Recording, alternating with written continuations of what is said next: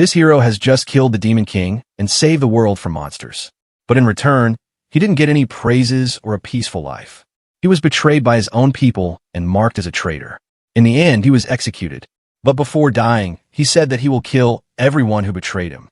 In the next moment, he was in front of Goddess. The Goddess is the goddess of love, who loves Raul so much that she's ready to do anything for him. So he asked her to send him back if she loves him. Meanwhile on Earth, the princess, who executed Raul, is beating her servant very brutally just because she didn't like her dress. The night girl was standing there thinking about how 1 month ago, the soldiers protecting the gate died mysteriously. She reports to the princess to not go out for her marriage parade in this situation because many people are dying of diseases this month, and gate soldiers have also been annihilated. But the princess doesn't care about her people. She called her people filth and refused to cancel her parade. She said that if she even get a scratch on her skin, she will execute her and all the soldiers that are under her. And the knight just blushed. She loves princesses so much that she is ready to do anything for her, even if it means killing innocent people or her own soldiers. With that, Princess went out for a parade with her future husband. Even though the princess doesn't love him, she is marrying him just to bear a child, so she could make him king and take over the empire.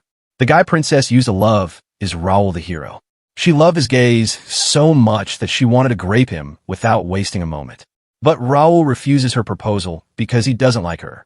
Just for that reason, she made Raul a traitor and executed him. Now we learn that the princess's name is Victoria, and the night girl name is Sandra. When Victoria reached the stage to get God's prayer, she had to wave hands to her people. She is doing this not because she loves them, she's just thinking of them as a meat shield and waving her hand. While the priest was praying for Victoria's happy married life, she heard a very familiar voice which scared her to the core. With that, Raul reveals himself with an evil laugh and says that he's returned to take his revenge. When Raul was with the goddess, she offered him to stay with her for eternity in heaven. But he refused and said that first he will purge all evil from Earth, then he'll be happy. In the end, the goddess had to unseal Raul's full powers and send him back to Earth. When first Raul appeared in front of the goddess, she sealed almost all of his powers and then sent him to Earth as a hero. But now Raul wants all his powers unsealed to get his revenge. With that, he returned to Earth. And the first thing he did after returning was to annihilate all the gatekeepers. Now after 1 month, Raul is standing in front of Victoria. Both Victoria and Sandra are refusing to believe that this is real hero Raul and calls him a fake. But Raul doesn't bother talking to them and immediately grabs Victoria from her hair. When Sandra was about to move forward to stop him, he popped the heads of many of her soldiers in an instant. Seeing the situation, all the people started running away in panic. But Raul stopped them. He asked them to not go before seeing the masterpiece that he'll prepare in front of them. Meanwhile, Victoria's soon-to-be husband was so scared that he peed his pants calling for his mom. When Raul saw him, he used his magic and forced the guy to hold Victoria. With that, Raul said that the blood wasn't looking good on her clothes and tore her clothes apart in front of everyone. Victoria still hasn't understood her situation completely. She asked Raul to not touch her if he doesn't want to go through the experience of dying once more. She asked Raul to kneel and apologize to her if he wanted to survive. I think she is really dumb. Suddenly, Sandra shouted from behind, asking Raul to fight them honorably.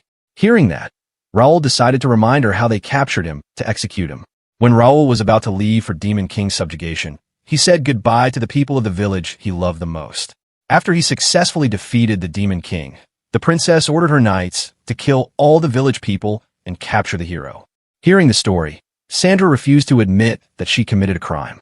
She just said that it was the princess's order, so it wasn't a crime. She said out loud that the princess was the one who ordered her to execute all of the village's people.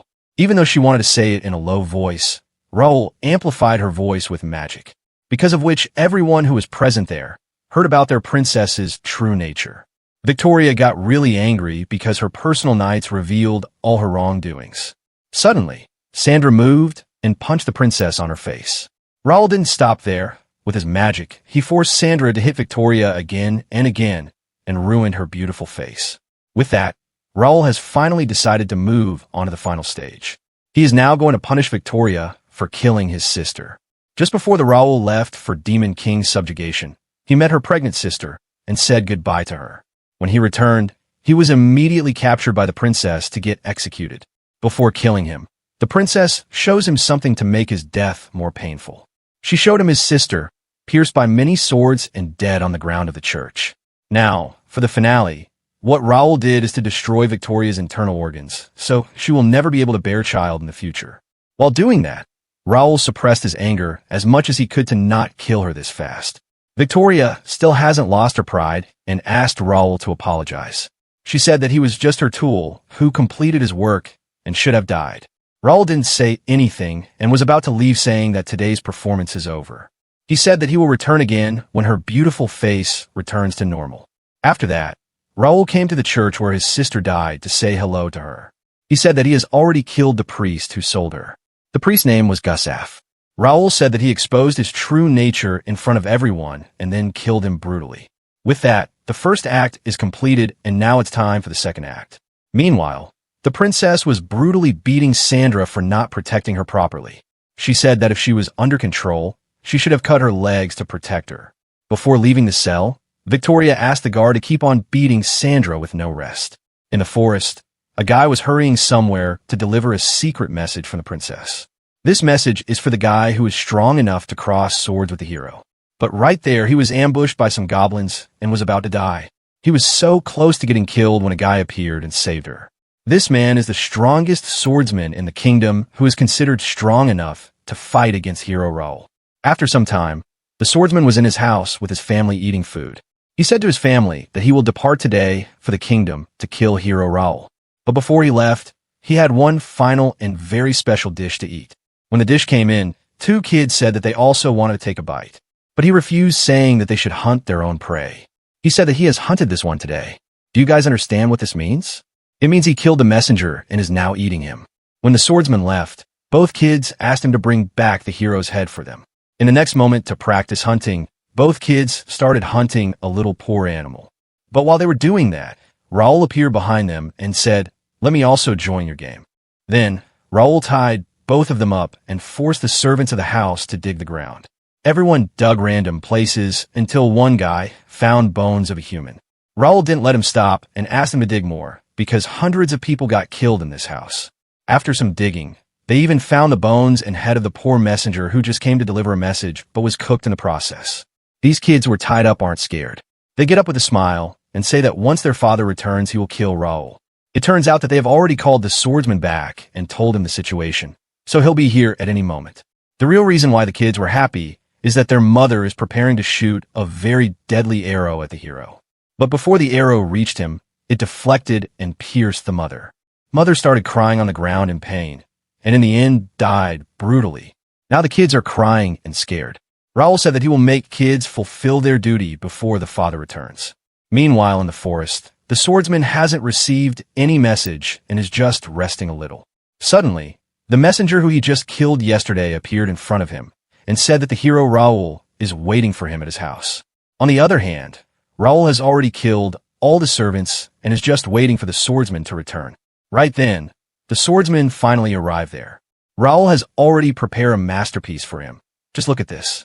He reveals that he wasn't the one who did this, but swordsman kids did this to their mother. Raoul forced them to prepare this masterpiece.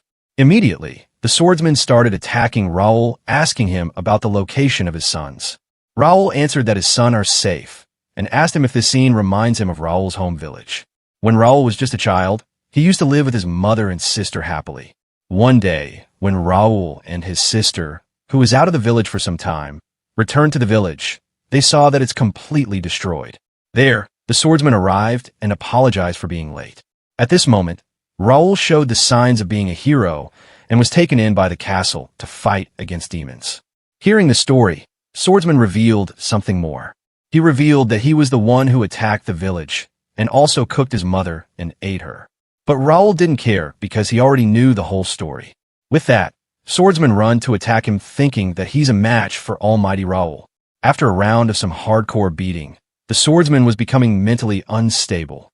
He couldn't accept the fact that he, the strongest in the kingdom, is getting humiliated by Raoul. After playing around a little, Raoul destroyed both of the swordsman's hands and said, "We should head for the feast." After that, when the swordsman woke up, he was tied up to the chair. In front of him were his 2 sons, completely drowned in drugs. Now guess what Raoul is going to do here? He's about to cook. So, he went to the swordsman's youngest son and cut him piece by piece. Then, he cooks the son in front of his father and then forces him to eat. When he was about to do the same with elder son, the swordsman started crying, asking to at least let his son live. But Raoul reminds him that his mother asked him to spare the life of a little kid in the same way. But he didn't stop. In the end, Raoul kills him and completes the second act of his revenge. This is the kingdom's National Pharmaceutical Research Facility. But the researchers here are not sane people. This researcher Rene performs weird experiments on humans, mostly kids, to check how much a body can endure before dying or many other weird things. This guy Lucas is the military advisor. She gives Lucas some money to clear the bodies and other mess. One day, Research Institute supervisor Costa sent to Rene and asked her that they need immortal soldiers for the kingdom. She said she can't make immortal soldiers, but she can amplify soldiers' strength to thousands of times and make them explode after a certain amount of time to kill demons. For the test subjects, Costa's son Lumen went to hospital to get injured soldiers.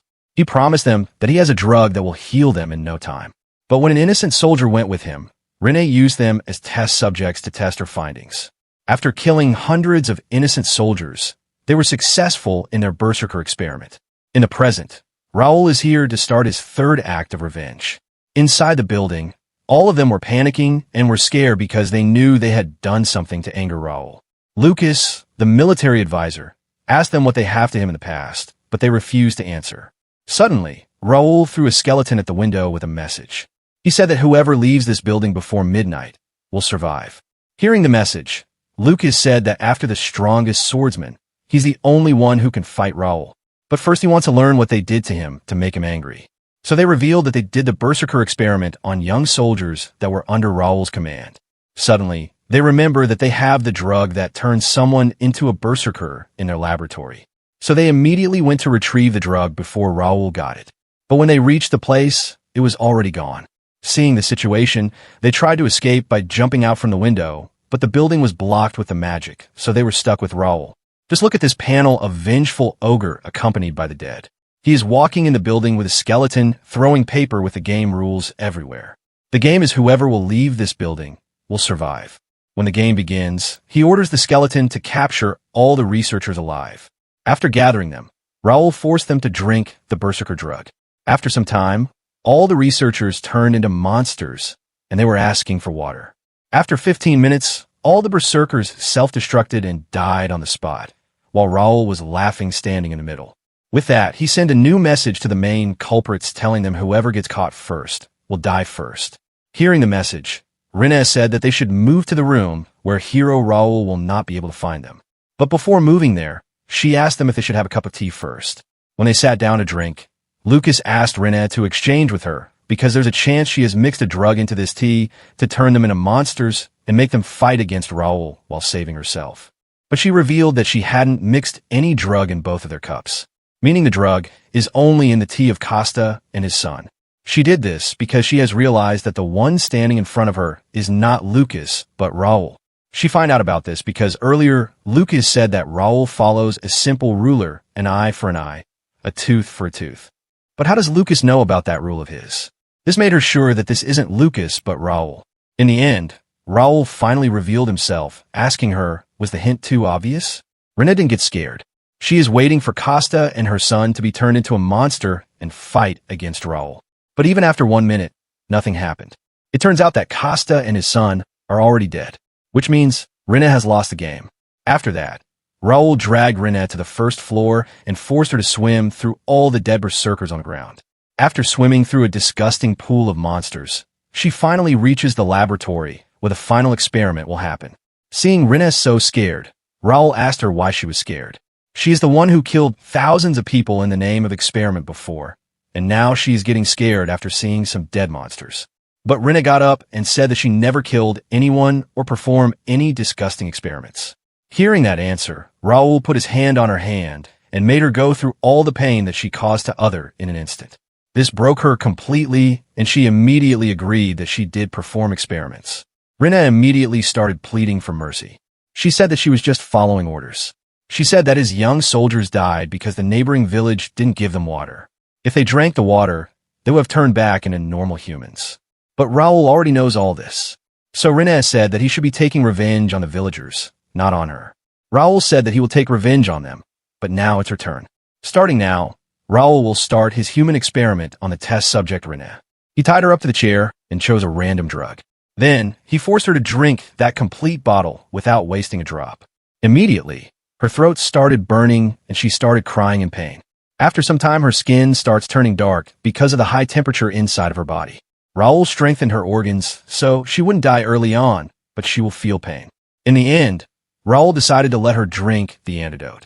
But she had to make the antidote herself in this messed up condition. As Rene is a very experienced researcher, she was able to make an antidote even in this condition. When she thought that she won and now she'll be free, Raoul destroyed her happiness, saying that it's time for round 2. With that, Raoul proceeds on forcing her to drink more than 42 drugs, each causing more pain than the previous one. In the end, she was able to survive for more than 17 hours of hell. Now it's time for the villagers who committed sin. Meanwhile, these two cute and little girls went to a random village and told the villagers that they got lost in the forest and wanted a place to stay for the night. Surprisingly, the villagers were really good. They welcomed both kids and also gave them high-quality food. But the dark reality of these villagers was shown when both girls went to sleep. Villagers strangled both of them to death and stole all of their stuff. Next day, the same girl who they killed last night appeared in front of the village gate and asked the villagers about her little sister. Seeing her, the villagers got really scared and couldn't believe their eyes. It turns out that it was Raoul, and he is here for the 4th act of revenge. At first, villagers weren't able to tell who this person was. So, Raoul asked them if they hadn't heard the news of a hero going around the world exterminating real demons. Hearing that, the village chief asked him what they had done to make him angry. So Raoul uses his magic to remind them what they did. One day when Raoul arrived at a random village, it was completely destroyed by demons. When a demon was about to kill the kids that were left, Raoul arrived there and saved them. Raoul gave them his dagger and asked them to become soldiers if they want to protect their loved ones. After some years, those kids with more kids from other villages got together to be under Raoul and fight against demons. These young soldiers' mission was just to transport goods to Raoul to repay him for saving them from slums. But in the midway, they were stopped by Costa's son, who asked the kids to drink a drug because there's demons inside the forest from where they have to pass through. He said that this drug will help them fight against demons. But right after drinking the drug, all the kids turned into monsters. As they will turn back to humans after drinking water, in 15 minutes of becoming a monster, they started asking for water. They went to a nearby village after passing through the forest and asked for water. Even though they were strong enough to break the village's walls and get the water forcefully, innocent kids were so righteous that they didn't use force. Even in monster form, they controlled themselves and asked for water with respect. Innocent kids forced themselves to explain their situation. They told the villagers that they will turn back to humans if they just have a sip of water. But the villagers were worse than demons. They refused to hand over water without getting something in return. So they asked the innocent soldiers who have turned into monsters something valuable if they want water. In the end, 15 minutes passed, and all the kids died. But even when they were dying, they didn't use force or threaten the villagers for water. Even after seeing everything, the village chief refused to admit that they committed a crime. But Raoul has other ways to prove their crimes. In the crowd, there was a child holding a dagger. This is the same dagger that Raoul gave to a young kid after saving him. In the end, all the crimes that they have committed have been proved, and now it's time for their punishment. Hearing that, all the villagers started shouting that they were just following the chief's order and blah blah. But Raoul doesn't care. Crime is a crime, even if they were forced to do it or simply following orders. With that, Raoul uses his dark magic and takes all the villagers on a long walk. Villagers' legs are moving on their own with no control. After walking for whole days, villagers were very thirsty and were begging for water. Suddenly, they saw a village and thought that they would finally get to drink water. But in the next moment, they were back at the starting point.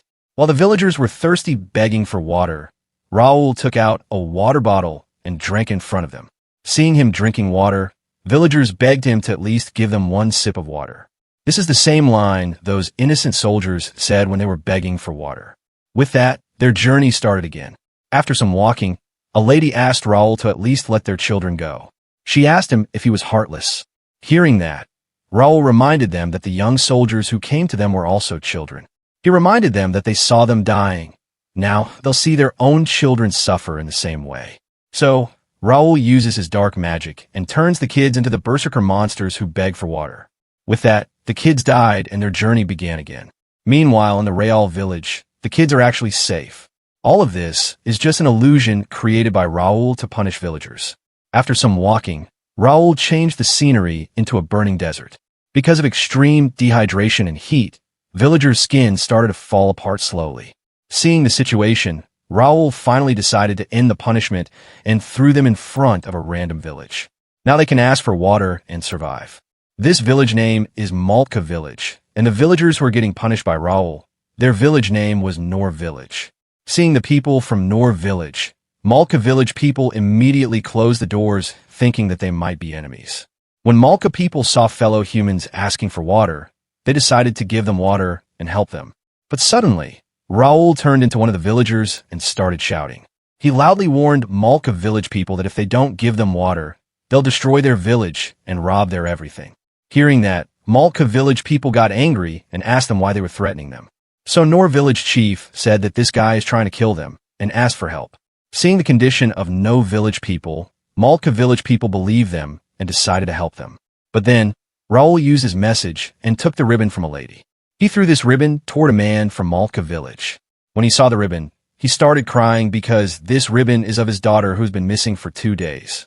With this, Malka Village people were sure that these Nor Village people kidnapped their daughters and killed them. So, they started throwing rocks at them. In the end, all the village people died without getting a sip of water until the end. In the pile of dead bodies, the village chief was still alive, asking for water. Raoul was standing in front of him with a water bottle and said, "How much will you be able to pay for this water?" Hearing those words, the village chief also died. Now the kids that were left in the village, it's their turn now. Raoul didn't kill them. He used his magic and sent them to a nearby village. Using magic, Raoul forced them to say that they wanted to become soldiers. With that, the 4th act of revenge is completed. Now it's time for the 5th act. The lead actresses for the 5th act are Sandra, the Kingdom Knight, and the Princess. Sandra is in very bad condition getting beaten by guards non-stop. But Raoul doesn't care. He will proceed with the revenge without stopping. Meanwhile, Victoria is getting mad because her soldiers still haven't found Raoul. After she learned about the death of some high-ranking people of the country, she remembered that Raoul has told her he'll come back when her face completely heals. In the meantime, Raoul is standing in front of Sandra, whose condition is really bad. So to talk to her properly, Raoul turned into Victoria and said that if she wants to reflect on hurting her princess, she has to do one thing. Sandra immediately agreed on doing whatever Princess wanted her. With that, Raoul gave her sword and her armor back, and also gave her instructions on what she has to do. It turns out that Raoul has ordered Sandra to kill soldiers in the castle. So, Sandra is now cutting the heads of any soldier she is ordered to in the name of Princess. In the next moment, Sandra reached the princess's throne room holding a freshly severed head. Seeing that, Victoria immediately ordered her people to capture Sandra. It turns out that Raoul told Sandra that in this castle, there are some soldiers who are directly under the king, and those king soldiers can get in the way of Victoria's progress of taking over the country. That's why Sandra is killing all the suspicious people. After reaching the princess's throne room, Sandra proudly announced that on the princess's order, she had wiped out all the king's aides. Hearing that, all the people who were present there started pointing their fingers at Victoria. As Sandra has now ruined the princess's status even more, she got really angry and attacked Sandra. But because Raoul has cast his magic on Sandra, Victoria's attack didn't reach her, and she got hit back in return. Because of that, Princess got even more angry and called Sandra evil. She announced in front of everyone that she is revoking Sandra's status as a knight. Then, Victoria ordered her people to throw Sandra inside the dungeon, and later she'll get executed. After taking care of Sandra, Victoria put on an evil smirk and thought that she'll be the one who'll be on the top in the end and will rule the kingdom as the very first queen. She knows that Raoul is watching her right now, but she's not scared. She thought that she had a saint under her who would purify Raoul's dark magic and defeat him. Seeing the princess laughing, the minister, who was standing right beside her throne, asked her why she was laughing. She answered that she is laughing thinking about the face that Raoul made after getting caught by her. With that, the minister also left the room with an evil smirk. It turns out this person was not the minister, but Raoul. After some time, Sandra was put on the execution ground where she'll get executed in front of everyone. Soon, Victoria arrived on the stage to personally spectate her execution. She didn't come alone. She is here with Raoul's former teammates. Then, Victoria started shouting that Sandra is the one who falsely accused her in front of the village and also incurred the hero's wrath. Victoria accuses Sandra of setting a village on fire and burning everyone alive. When Sandra tried to say that the princess was the one who ordered her to do that, the princess hit her on the head, calling her traitor to the country. Hearing that, all the people started chanting to kill Sandra. Meanwhile, the princess was happy because people's opinions of her are shifting, and now people are calling Sandra a traitor instead of princess. After that, the execution started. All the people were ordered to throw stones at Sandra to execute her as painfully as possible. She was saying that she devoted her life to protect them, and everything she did was ordered by the princess. But people didn't listen. They were just here for fun. In the end, Princess ordered her soldiers to throw Sandra in the crowd of people. There, when Sandra was about to get graped by many people, Raoul arrived there. Seeing the situation, Raoul announces that to him, the princess here is the most evil. Raoul also announces to all the people that he knows it doesn't matter to them who is evil or who is good. They just want to enjoy purging someone. Raoul said to all the people that he still remembers that they were also gathered like this to purge him after he killed the demon kind and save them. But at that point, Raoul didn't know that demons are not the real evil, but the people who are here are. With that, Raoul decided to introduce the stars who will face punishment. The first traitor is Raoul's old teammate, Saint Christiana. Second traitor is also Raoul's old teammate, Archmage Wendell. And last but not least, Princess Victoria. Princess is not scared and said that this isn't an occasion where she will be a star. She announces that he'll be the one who'll become a star. But Raoul didn't pay any heed to her. He decided to reveal the story of all the traitors who are here one by one. The first person who will be exposed is Archmage Wendell. Raoul cast his magic and the story began. When Raoul was locked in the cell, the princess used to visit him often. One day, when she was with Raoul, Wendell arrived there. Raoul was really happy seeing his old teammate fine and asked him if he was getting threatened by someone. Before answering, Wendell first apologized to Raoul, saying that because of them, he is going through this torture. Then, he answered that he is getting threatened by Victoria. He revealed that Victoria has ordered Wendell and Saint Christiana to persuade him to become Victoria's manservant. Without thinking a moment, Raoul answered that he will happy sacrifice his body if it means saving his loved ones. Hearing that, Wendell started laughing with an evil smile. While laughing, Wendell called Raoul a fool and also said that he is not the world's strongest hero, but he's the world's strongest imbecile. In the end, Wendell revealed to Raoul that he doesn't have any comrades. His loved ones are either dead or betrayed him. Learning that even his trusted teammates have betrayed him, he started crying.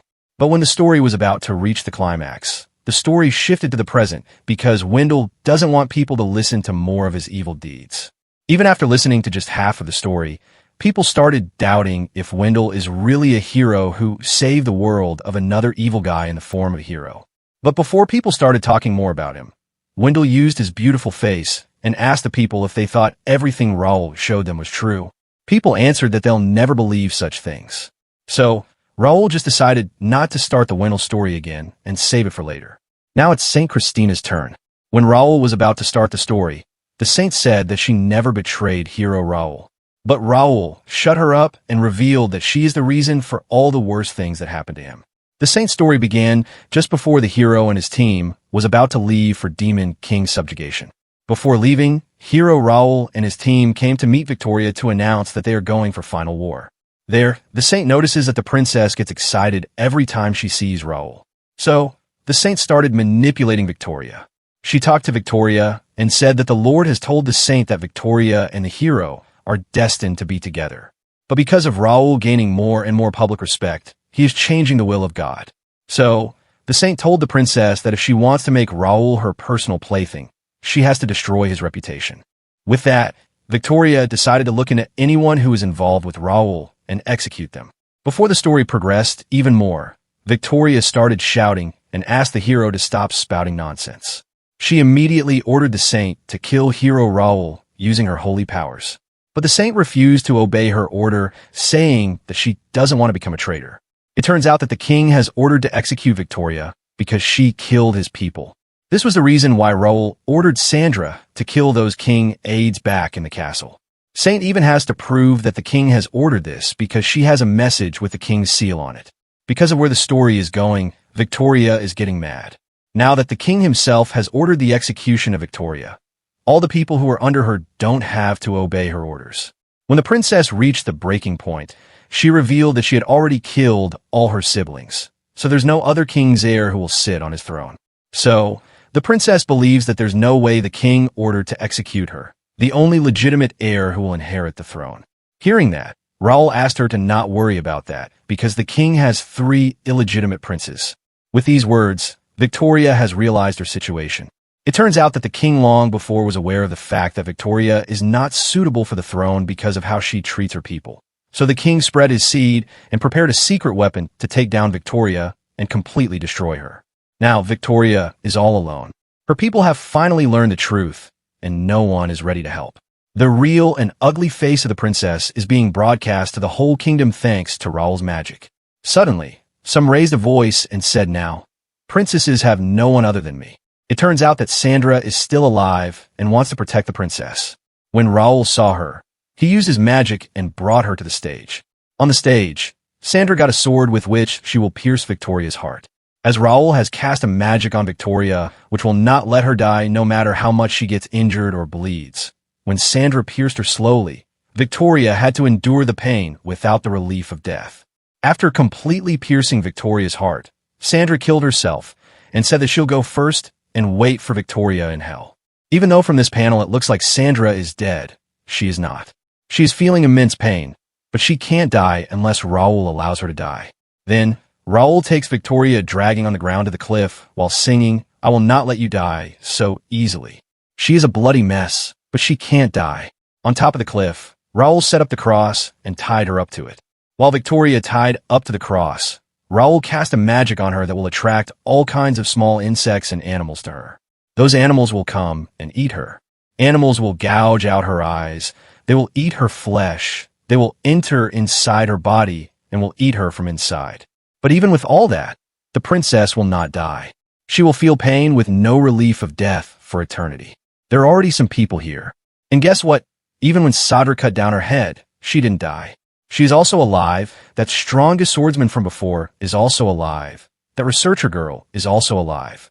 These 3 people are alive, getting eaten by insects, and are feeling pain with no relief of death. With this, the 5th act of the revenge is complete. Now, the 6th act of revenge is about to begin. After taking care of the princess, Raoul went to the king. The king informed Raoul that there's someone who is pretending to be Raoul and is working with Raoul's former comrade, Wendell. Wendell and the imposter Raoul are working with a merchant who sells demon children to earn money. So, the king asked Raoul to take care of them. With that, Raoul decided to go teach a lesson to Wendell and that merchant. Before leaving, Raoul asked the king to not think that he is doing that because the king asked him to do so. Raoul is doing this because he was planning to do it from the start. Meanwhile, at a detention camp, imposter Raoul is looking after many demon kids who are locked in a cell. This guy is a merchant whose name is Kramen and is also a pervert. Kramen releases his lust on all these innocent demon children. Kramen gets relieved by beating these children as brutally as possible. Seeing the kids getting beaten brutally, imposter Raoul couldn't watch it anymore. He ran to the restroom and threw up. Right then, the real Raoul appeared behind the imposter Raoul and said hello. Immediately, Raoul captured the fake and asked him the reason for imitating his face. Fake Raoul revealed that he just wanted money. That's why he's working with Wendell and Kramen by threatening them using Raoul's face. But Raoul didn't believe it. Raoul knows that the fake is here not for money, but for revenge. So, Raoul uses his magic and immediately reveals the real person who is imitating him. The real one is a girl named Ada. Raoul knows that Ada helped some demon children run away from this while Kramen was smuggling. By doing that, Ada has revealed the location of Wendell, which means that she was hoping for Raoul to come here and prepare revenge that Ada wanted. So, Ada decided to reveal her real story and on whom she wanted revenge. After the Demon Kings subjugated, a guy named Charles, who worked as Kramen's accountant, found something abnormal in Kramen's funds. So, he started investigating what is going on behind the scenes, and as Kramen is making such a large amount of money. One day, he saw Kramen in a room with a group of demon slaves. Charles was hiding behind the wall to see what was going on. Inside the room, Kramen removed his clothes and did bad things to demon kids. When Kramen left after completing his work, Charles entered the room. He saw all the demons who were fine and alive before had died brutally. While checking the kids, Charles finds one who was actually alive. He immediately took that demon girl to the healer and got her treated. The demon girl is alive, but she still hasn't woken up. After that, Charles took that demon girl home and showed her condition to his wife. Now, Charles has decided to report all this to the government and stop Kramen's illegal activities. Before leaving, he said goodbye to his wife and his little and cute daughter named Ada. While Charles was heading for the capital, he was attacked by some mercenaries who were here on the order of Kramen. It turns out that Kramen people saw Charles carrying a demon child who was supposed to be the Kramen slave. So, now Kramen has ordered his underlings to bring Charles to him by dragging him alive. To do that, they tied him up and then attached the rope to the horse. Then, they rode the horse to Kramen while Charles was getting dragged alive. As time went by, Charles was getting really injured and eventually his body started falling apart. Next day, Charles's family received a package. When they checked it, they saw Charles who was chopped into many pieces and packed in a small box. When their family saw that, they were devastated and broken. With that, the story ended and now Raoul has decided to help her take revenge on Kramen. But in return, she has to help him take revenge on Wendell. When Ada asked him what she can do to help Raoul fight against that strong Wendell, Raoul said that he knows his weakness. Raoul revealed that Wendell is weak in the mind, and any mental attack can destroy him. Suddenly, Raoul stabbed Ada with a knife. After she fell on the ground, she woke up inside Raoul's body. Now, Ada is controlling Raoul's body, but Raoul is also there. He can talk to her from inside the body and help her take revenge. Raoul gave Ada full permission to use his body, however, she wants to take her revenge. This means she can use Raoul's power, which makes her stronger than anyone. With that, the sixth act of revenge is about to begin. In the basement, many demon slaves are being transported to smuggle. They're not just getting smuggled. If someone shows even a little weakness, guards will beat them brutally. While guards were beating the kids, Raoul and Ada arrived there. Raoul asked Ada to kill all the guards here and save the demon kids. So, she did just that and killed all the guards in front of the demons. Then, Raoul asked Ada to explain the situation to everyone, but she can't think straight because of killing this many guards. So, Raoul switched with her and told the kids that they are now free. But the kids are still scared because they saw Raoul working with Kramen and Wendell, so they can't believe him. So, Raoul asked the demons to follow him, and she'll help them get their revenge on Kramen and Wendell. After giving the proper speech, all the kids started chanting to kill Kramen and Wendell. Afterwards, they went to different places and freed demon slaves from all the places until they eventually found Kramen and Wendell. Seeing Raoul, Wendell started laughing because he still thinks that the Raoul that is standing in front of him is just an imposter. So to prove himself, Raoul uses a little bit of his power. This made Wendell sure that the one who is standing in front of him is not an imposter, but real Raoul. The story of Raoul and Wendell began when Raoul was just a kid. At the academy, Raoul and Wendell became best friends and eventually formed apart. Wendell was like a brother to Raoul. Raoul also introduced Wendell to his sister. Raoul's sister took care of Wendell like her own brother. She fed him and asked him to always stay with Raoul, even though Wendell was acting good from the outside. From inside, he was planning many heinous things to do. From that point on, the saint also joined the team, and the friendship between Raoul and Wendell became even more strong. But now when Raoul remembers those moments, he calls himself a fool and has learned that if you are too kind, you will be exploited. When they successfully subjugated the Demon King, Wendell decided to start a real performance. The next day, when Raoul came back to his village, he saw all the villagers, including children, dead on the ground. Before Raoul even mourned for them, Sandra arrived at the scene to arrest Raoul. She has also tied up Wendell, but that Wendell part is just an act to arrest Raoul. When Raoul starts saying that he's not the one who killed these villagers, Sandra presents two kids in front of Raoul. One kid has put a sword on the throat of the second kid, and both are crying asking for help. Sandra is controlling them with magic. She asked Raoul to not resist if he doesn't want those kids dead. While Raoul was struggling to stop all this, Wendell was trying to hold his laughter. Right then, Raoul tried to break out from their restraints to explain himself. But when he tried to do that, Sandra forced the kid, using her magic, to kill another kid. Seeing the scene, Raoul was about to kill all of them, but Sandra asked him to stay put if he didn't want Wendell to die. In the end, Raoul was imprisoned where he was forced to fulfill Victoria's dirty desire and satisfy her every single day. Even in the extreme torture, Raoul was thinking about Wendell, wondering if he's all right. Meanwhile, Wendell is enjoying his life like a king. After that, to make Raoul suffer even more, Wendell revealed to him that all his comrades have either betrayed him or are dead. In the end, Wendell also revealed to Raoul about how his sister got violated daily. He revealed that by the order of the princess, Raoul's sister was violated daily by many priests in the church. This was the point which made Raoul really angry, but he couldn't do anything because he was locked behind the chains. Back in the present, Raoul summoned both Wendell and Cramen in the Colosseum. The first one who will get punished is Cramen. In the spectator's seat, all the demon slaves are sitting who will witness firsthand how Cramen will get punished. After that, Raoul switched with Ada because Cramen is her target. First, Ada stripped the guy naked and then summoned some big brooms with spikes attached to them. She gave those brooms to demon kids and asked them to clean Cramen before starting the real show. As the spiky broom was dragged on Cramen, he felt extreme pain in every point of his body. After cleaning him, demon slaves asked her to castrate him. So to do that, she summoned a small pipe filled with spikes. She put that pipe on the Cramen's sensitive part and then shook it. This causes Cramen to beg for forgiveness and shout in pain. In the end, she cut his sensitive part, which killed the guy while experiencing immense pain. Now, it's Wendell's turn. Until now, Wendell was sitting in the spectator's seat enjoying the show. He was sitting without caring because he thought that Raoul cannot exact revenge on him because he follows that eye for an eye rule. So, Raoul revealed that he doesn't follow that rule anymore because the hero Raoul that Wendell knows of is already dead. Now the Raoul that is standing in front of him is just an insane revenger.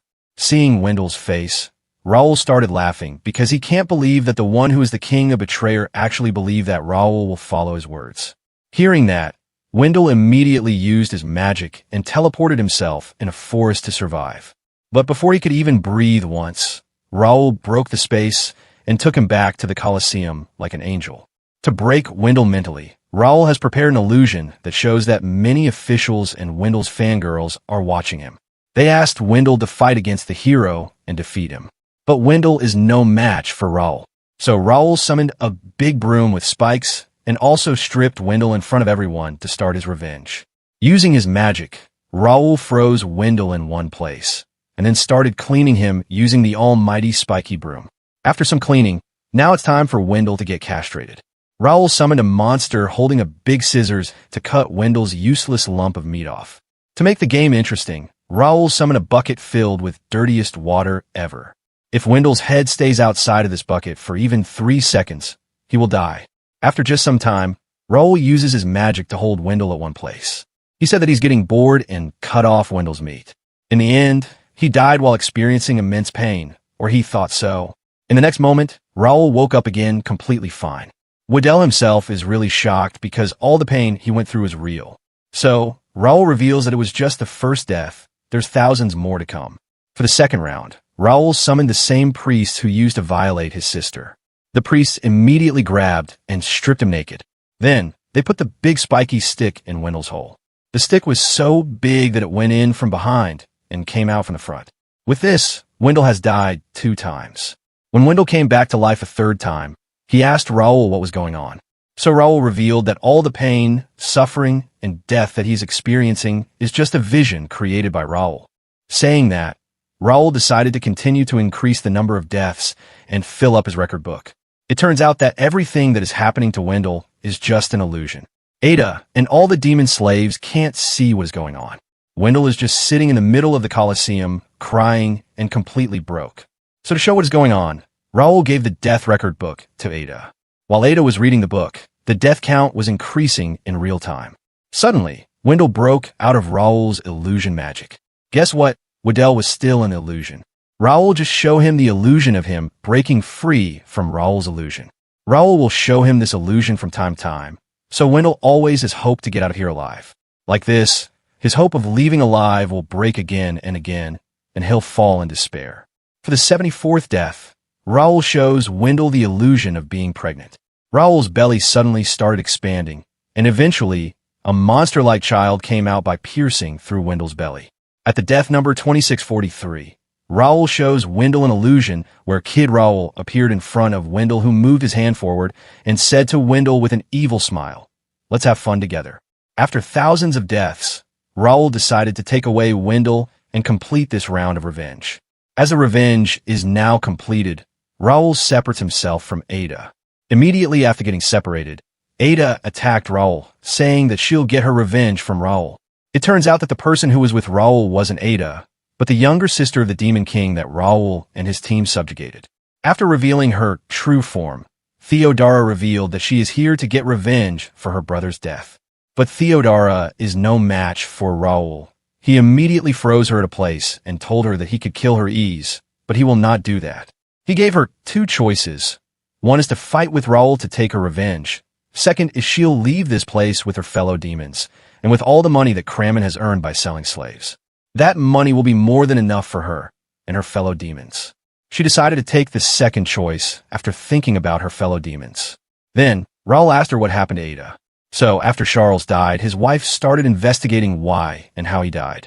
After some investigation, she learned that Charles died while freeing demon slaves from Kramen. She has also learned that there's one demon that survived, and that demon is entrusted to the village's healer by Charles. So, to fulfill Charles' will and save demon slaves from Kramen, the wife and Ada decided to go to the capital to report everything to the officials. For 1 week before leaving for the capital, Ada went to visit the demon that Charles saved daily. It turns out that the demon saved by Charles is the younger sister of the Demon King. At first, Theodora refused to become friends with the human. But when she learned that Ada's father was the one who saved her, Theodora decided to be friends with Ada and help her fulfill her dream. At the last day of the week, Ada's mother and her younger sister left, saying that she has promised to meet Wendell at a cabin near the capital. After some time, Ada and Theodora also left for the capital. On their way, some mercenaries found them and attacked them. To protect Ada, Theodora asked Ada to find a safe place, while she'll lure the mercenaries away from her. After some walking, Ada finds a small cabin. Outside of that cabin, Wendell was standing. When he saw Ada, he told her that her mother and younger sister had already arrived and were waiting inside the cabin. Before entering the cabin, she told Wendell that while she was coming here, some of Kramen's underlings found her. Wendell asked her to forget about that and rest inside the cabin. But when she opened the door, she was devastated to see the scene in front of her. When Ada and her family reported everything that Kramen did to demons to Wendell, he said that he'll take care of Kramen. That's why Ada and his family have trusted Wendell, thinking that he's a hero who will help them. But they didn't know that the one they are trusting is worse than demons. After some time, when Theodora came back to find Ada, she saw Wendell and Kramen together. Seeing them together, she immediately understands something bad has happened to Ada and her family. So when she entered the cabin to check on them, she found all of them dead on the ground. At that moment, Theodora got really angry and promised to herself that she'll take revenge. This was the reason why Theodora wanted revenge on Kramen and Wendell. With that, the sixth and the longest act of revenge until now is finished. Now it's time for the seventh act of revenge. The main star of this act is the Saint. After taking care of Diddy and Wendell, Raoul went to the king and informed everything. Immediately after reporting, Raoul went to meet Christiana, who is currently locked up in the cell. Seeing Raoul, Christiana asked him why the king had imprisoned her. So, Raoul told her that he already knows how she used her holy magic to manipulate everyone. She was the one who manipulated the swordsman to become a demon. She was also the one who manipulated Wendell by saying things like she knows which kind of face he wants to see from Raoul. She said that anything he'll do is alright because it's what Lord desire. In the end, she also manipulated the princess to destroy Raoul's life. But Christiana said with a smile that she never did anything wrong. She said that she was just fulfilling Lord wishes and offering salvation to everyone. When Raoul was about to leave, she asked him what kind of revenge he's planning to take from her. So, Raoul told her that he had planned an extensive date with her and asked her to just wait for it. The next, Christiana was summoned to a court because many people, who heard from Raoul that Christiana was manipulating her, filed many cases against her. So today she has presented in front of judges who will announce the final result if she's a criminal or not. First witness who came forward was her own aunt. She said that Christiana brainwashed her own parent, which causes them commit suicide in a burning house. And while seeing her parents dying, Christiana just uttered one sentence happily, "You too must be glad, father, Mother. Witness 2 is a soldier. He said that his comrades were seduced by Christiana, which led his comrade to fight and kill each other like maniacs. Third witness was a priest who came forward and revealed that in the middle of a desert there was a country. The people of the country were really innocent until Christiana came there. With her whisper, she brainwashed all people, leading to the destruction of the whole country. Hearing that, Christiana just said that she did to give salvation to the country people. In the end, her reason for destroying hundreds of thousands of life was just that she wanted to bring salvation to all the people. And she said that she can happily die if it means atoning for other people's sins. While she was saying all that, Raul was just sitting in the chair with a smile, witnessing everything. Right then, Christiana's lawyer with a pig-like face came out and started talking. First, he asked all three witnesses to provide solid evidence which should prove that Christiana committed a crime. As they don't have any solid evidence, they can't say anything. Next, he revealed that anyone who is inflicted with holy magic has magic scars left behind on their body. But after checking the bodies of that soldier's comrades, there were no magic scars on their bodies, which means Christiana didn't use any magic on them to seduce them. When all the people had nothing to say, the lawyer was thinking that these people are stupid because he knows that magic scars can easily be removed from the bodies. And here he is protecting and siding with Christiana because if he wins the case, he'll get to smash her.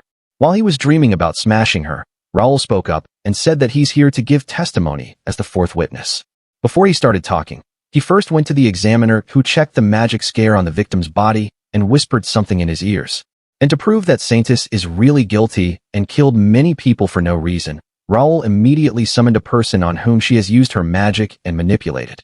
The person that appeared shocked everyone. Raul has summoned the Princess Victoria. She is still getting eaten by insects and is still alive, enduring eternal pain. No one thought that princess was still alive. Even in such a bloody and messed up condition, the princess is still getting punished every second. Even though the princess is still alive, her condition is really bad, so she'll not be able to utter a single word. So to check if Christiana has really done something to the princess, the examiner came forward and checked the princess's body. After examining the body properly, he revealed that the princess really have magic scars on her. After saying that, the examiner revealed everything. He revealed that Christiana's lawyer has manipulated all the evidence and also removed the magic scars from the victim's body. Because of the magic that Raul casted on the examiner, everything he is saying now is what Raul wants him to say.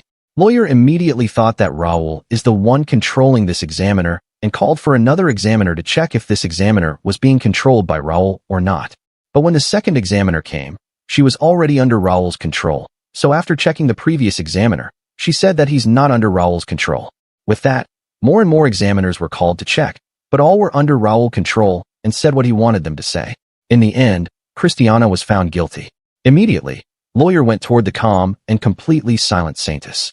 He started begging her to at least say something in her defense. But instead of defending herself, she whispered in lawyer's ears. Without wasting a moment, lawyer happily walked toward a window and jumped out of it. He died immediately after slamming into the ground. Seeing the scene, judge immediately gave the order to punish the Saintess by burning her to death. Few days later, she was tied up to the cross and the cross was lit on fire. But while burning, Saintess didn't cry in pain. She happily died thinking that she's atoning for other people's sins and bringing them salvation. In the end, only Saintess's burned body was left behind on the cross. Beside the cross, Raul was standing. He smirked and said that the real show is about to begin. After that, he took the cross with the Saintess and dug it near the Princess Victoria's cross in the mountain. Suddenly, Raul was pierced by an arrow straight to his heart. Behind him, Theodora came flying. She was the one who attacked Raul, and she did this to get revenge for his brother who was killed by Raul. When Theodora landed beside Raul, he was still alive. So to kill him completely, she first tied him to the cross and then stabbed him with the knife. After 5 days, his lower half is completely gone, eaten by many beasts. In the next moment, Raul woke up in the white world. This is the same world where Goddess of Love lives. Learning that Raul had died and came here again, she immediately ran to him crying. Raul noticed that her one arm is missing and asked her what happened to it. She revealed that previously when she sent him back to Earth, a part of her body was sacrificed to resurrect him. Raul didn't care about her explanation. He grabbed her from the mouth and asked her to complete his one more wish. Goddess was so in love with Raul that she immediately agreed. This time, she sacrificed one of her eye and summoned a carriage of hell. By riding this carriage, Raul will be able to enter hell. First, he'll go to the gate of judgment. At this place, sins and good deeds of every person will be judged, and the one with the greater deeds will go to the land of the gods, or you can call it heaven. Some can go through the reincarnation gate to reincarnate, and the people with grave sins will enter hell. Raul has asked for the ride to hell because his revenge will begin in hell. He immediately drove the carriage and found Saintis standing in the line of people who will be judged. Seeing him, Christiana was shocked and asked him who could kill him. So Raul revealed that he died intentionally to fulfill the promise of a date that he made with her. Saying that, she gave her a seat in the carriage and went toward hell. When Raul went toward the hell gate, Christiana refused to enter, saying that the goddess was waiting for her in heaven, so she must go there. Christiana said that only bad people go to hell. She still thinks that she has offered salvation to many people and saved them from hell, so she must go to heaven for her good deeds. So Raul made a bet with her. He said that if the people who she thinks she offered salvation to are not in hell, he'll let her do whatever she wants with him. But if they are in hell, then she will have to use her holy magic to save them. Because Christiana also loves Raul and wants to stay with him forever, she immediately accepted the bet. With that, Raul and Christiana finally entered hell. Inside, there were many people getting burned in the lava, getting reborn and dying again and again. Seeing the scene, Raul remembered that there were other young people in his party beside Wendell. At this point, Christiana wasn't at Raul's party. Raul and other young party members hunted monsters together. They were really happy until Christiana joined the party. Because of Christiana seducing them in the name of salvation, young members started losing their will one by one. Every single one of the 20 mercenaries left the party. Right then, Raul and Christiana arrived at their first spot. This is the place where people who indulge in lust fall to and get punished. Christiana looked around in hope of not finding any familiar faces. But after just a second, her expression turned grave when she saw Raul's old party member, to whom she had offered salvation, was getting punished in front of her. But she immediately calmed down and refused to believe that these are the people to whom she has offered salvation. It turns out that she can't properly remember these people's faces and think that they're not related to her. So, Raul told her that they are here because of her, but she refused to believe it. So, Raul showed her when he offered these people salvation and seduced them with her words. Because of that, they lusted over her and she let them enjoy themselves with her. Immediately after remembering them, she still refused to accept that it's her fault, saying that they are just people with similar faces. Even though her expression has changed from being happy to being concerned, she still thinks that her faith in salvation is not fake and will never waver by seeing the fake scene. So, Raul took her to the next punishment spot. After getting through many punishment spots, they reached the punishment spot for greed. The people in this ground are forced to cross a burning bridge and then fall inside a lava pond, dying painfully. This time, 2 people were slowly trying to cross the bridge. When Christiana looked closely toward them, she was shocked. Her expressions completely changed and she slowly muttered that they are imposters. It turns out that the 2 people who are crossing the bridge now are her own parents. While crossing the bridge, if one stops midway, the monster sitting on the other side will hit them and throw them in the lava pond. After dying in the lava pond, they will just come back to life at the starting point and will have to go through the same pain again. The next time Christiana's parents started crossing the bridge, she ran toward them to stop them. Behind her, Raul with an evil smirk reminded her that this is the result of her offering salvation to others, which means she has committed a grave sin and her destination is not heaven but hell. When Christiana's parents saw her, they got angry at her, saying that she tricked them. They shook her for some time and then fell into the lava pond while cursing her. Even after seeing everything, she still refused to believe it and called them imposters. She said that she is blessed by the goddess, so her salvation and faith can't be fake and lead the people to whom she offered salvation to hell. Hearing that, Raul decided to show Christiana the goddess that has blessed. Raul showed her the goddess of love, making an unsightly face. Seeing the goddess's face, Christiana couldn't believe her eyes. With that, Raul proceeds on telling everything that this goddess has done for him, how many rules she has broken just for him. Hearing everything, Christiana said that such an unsightly woman can't be the one who blessed her. She raised her hand to use holy magic. As Raul won the bet, she accepted her defeat and decided to use holy magic to save the people who are here in hell because of her. But her holy magic didn't work. It turns out that holy magic isn't usable in hell. Now that Christiana has called her own goddess an unsightly woman, she will be stripped off of her saintess title and will lose all of her holy magic. Raul already knew this. He was just playing around to make Christiana utter bad words about her own goddess. In the end, she's now in hell with no way to get out. Now she'll suffer for eternity with the people who she has manipulated and killed under the reason of offering them salvation. All the people who was offered salvation by Saintus, when they saw, started asking her to save them. Christiana still thinks that she'll go to heaven and is in hell just on a trip with Raul. So Raul revealed to her that she's bound to stay in hell with her followers. Since the moment she passed the gates of hell, she was already doomed to stay in hell. Many people grabbed her asking her for help, but she couldn't do anything. Seeing Raul sitting in the carriage, she started asking him for help. So Raul threw a chain down. He said that anyone who manages to climb this chain will be saved. Slowly, many people started climbing the chain. Even though Christiana was in the first place, many people grabbed her legs and pushed her down. She was angry and finally started showing her true face.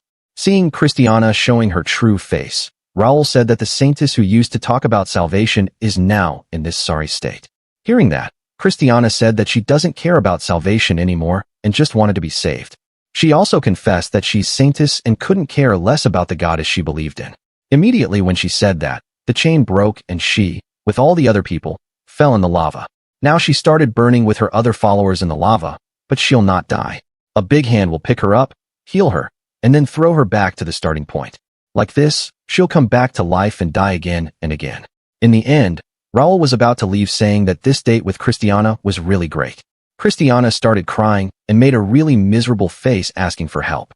But Raul couldn't care less about her and turned his back on her. When Raul tried to leave hell and reach the gates, he wasn't able to, because once a soul entered the hell, it was bound to stay there for eternity. Right then, the goddess arrived there. Raul immediately asked her the way to slay an immortal god. At first, she said that there's no way. But when Raul started showing his love to her, she was easily pinned down by Raul.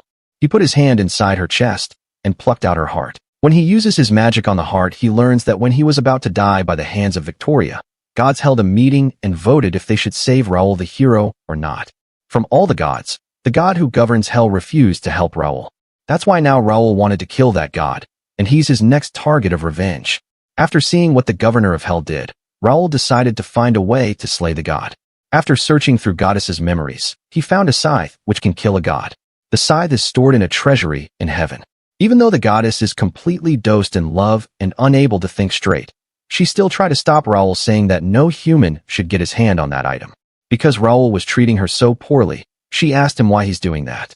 So Raul told her that the gods are also the target of his revenge. That's why he's treating her poorly. To make the goddess give him the scythe, Raul said that all the gods are his targets except her. She was so happy to hear that she immediately used her power and went back to get the scythe. While she went back to find the scythe, Raul went back to hell. When he reached the center of hell, some fallen angels came to him, saying that the governor of hell wanted to see him. When they forcefully tried to take Raul, with just a flick, Raul killed one of them.